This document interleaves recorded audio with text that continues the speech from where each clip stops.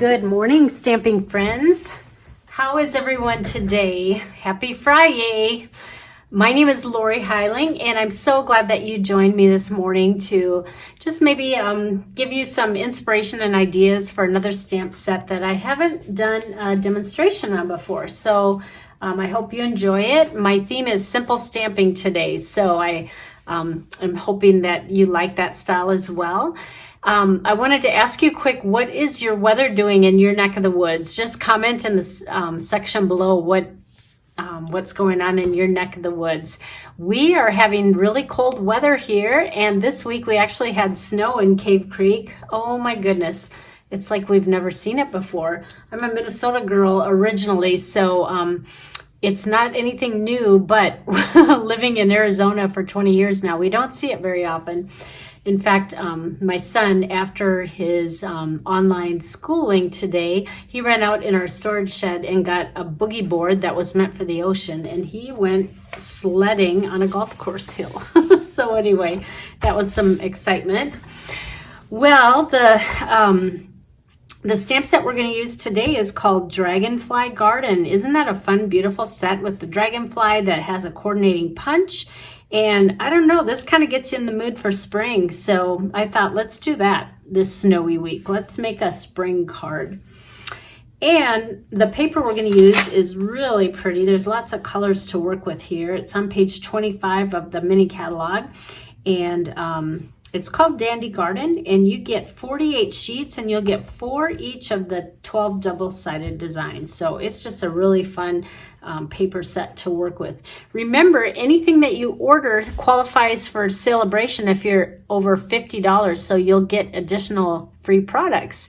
And be sure to use the host code if you order. If your order is under $150, that helps me out. But if your order is over $150, I'll say it again, you should be signing up to be on my team, because you can get a lot more for your buck by just buying the starter kit at only $99.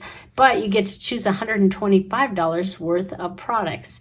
But if you just want to put an order in and not be a demonstrator, if you are over $150, don't use the host code, just claim the host rewards yourself. But I'd love to have you on my team, so please email me if you're interested in that. All right, let's get going here. For starters, we have a piece of white cardstock. This is actually the basic white, which is our new cardstock. And we don't have Whisper White anymore. It's called Basic White, and this is the thick one. When I do single layer cards, or not very many layers, I tend to use the thicker cardstock, and then I use our regular Basic White that has 40 sheets in a pack. I use that for more for layering, or if it's just gonna, have a little sentiment or something stamped and punched out. All right, so this is 4 1/4 by 11, scored in half on the long side, and then just fold on that score line and set it aside. Now, the next layer, we are going to take Designer Series paper, and let me grab my ruler because I want to make sure I give you the dimensions. This is 4 inches by 5 1/4. Oh, it's the next one I wasn't sure about. And we are just going to adhere this to our card front, and we are going to use dimensionals on this. So let me grab those, and my piercing tool. Take a pick, I guess is the formal name. Do you guys have your own names that you make up for our tools? Like, this is my pokey tool. Whoops, but I know there's a real name for it. And like the other one, I always forget. I don't think I have any videos where I actually call it the right thing. Let me grab it. This thing. I call it the rubber thing. I always forget what this is called. And now I can't remember the real name of it. So let me think of it while I'm putting all these little dimensionals on. I maybe should have grabbed my larger one so I didn't have to put so many on. Let's see. That is an acrylic. No, not an acrylic mat. It is a, what kind of material is that? A rubber mat. That's my code word for that. They name some of these things, they name so funny, like this glue. Why don't they just call it green glue or liquid glue? It's multi-purpose liquid glue. All right. I think I got all the stickies off. I'm in a silly mood today because it's Friday. All right, let's put this on the front, and we are adding dimensionals to raise it up a little bit. All right, now the next thing, this is the one I want to measure because this is an odd size that I don't always do for layering. It's 3.5 by 4 3/4. And what we're going to do on this one is, let me grab a piece of paper so I don't get my mat inked up. We're going to take the larger flower stamp, and when I have a bigger image, I like to ink it up this way because then I can see if I get it on the edges. You know that dreaded look when you press too hard and it gets, I call them ultrasounds. And we are just going to stamp this on the left side. And this is soft suede ink, by the way.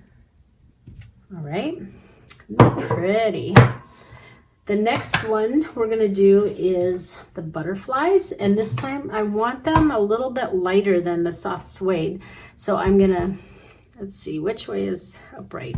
I'm going to ink this up, and then I'm going to stamp once here so it's not as dark, and then let's just go up in this towards the top and off the page a little bit is good.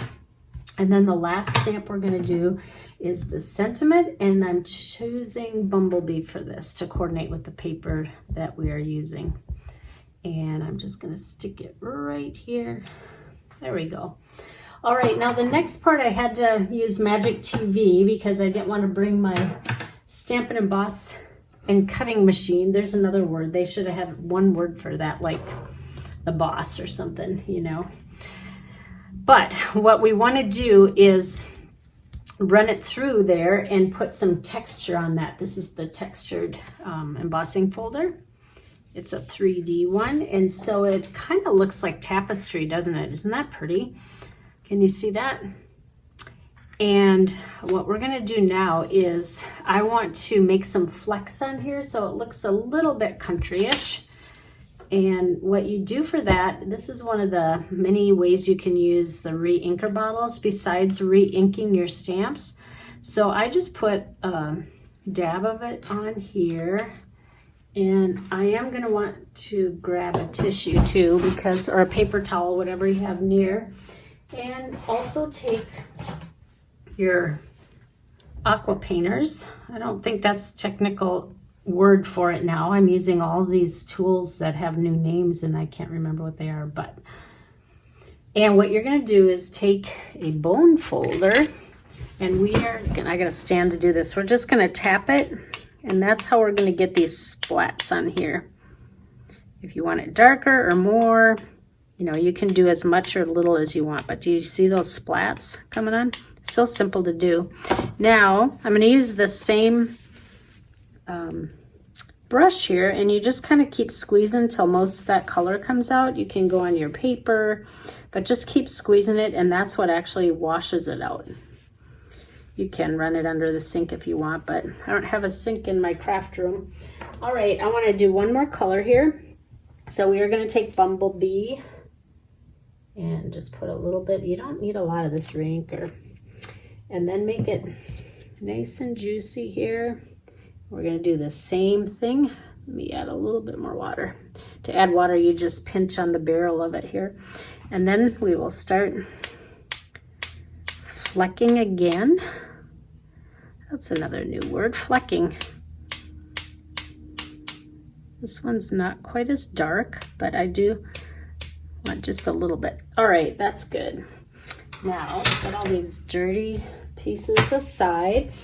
And we need a little bit of ribbon on here. So I'm just going to take my linen thread. Here it is. I have too many things on my desk.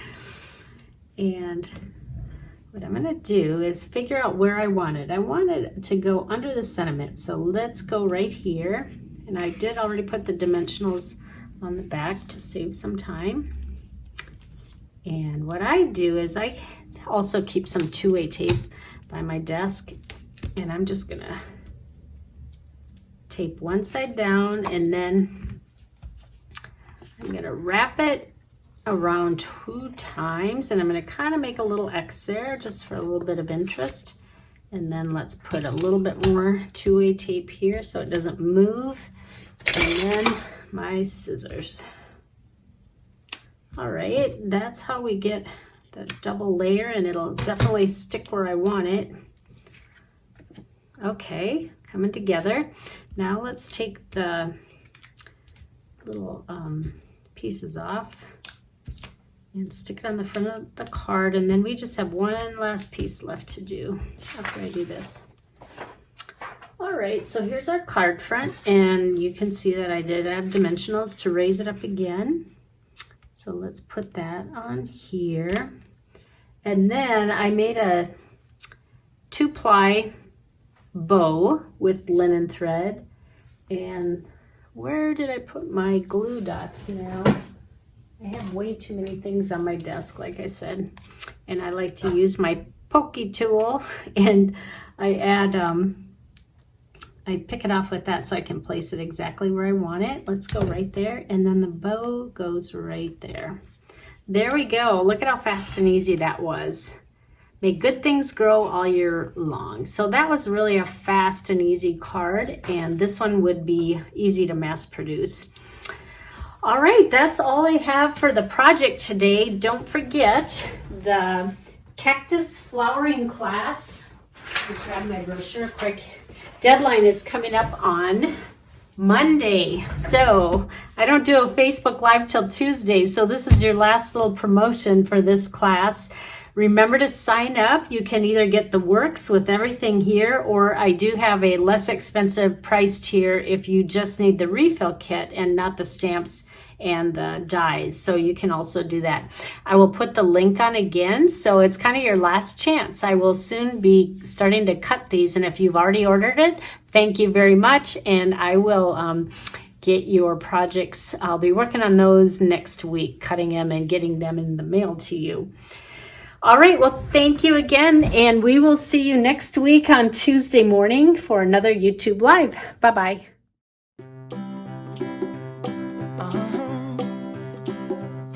If you ever find yourself stuck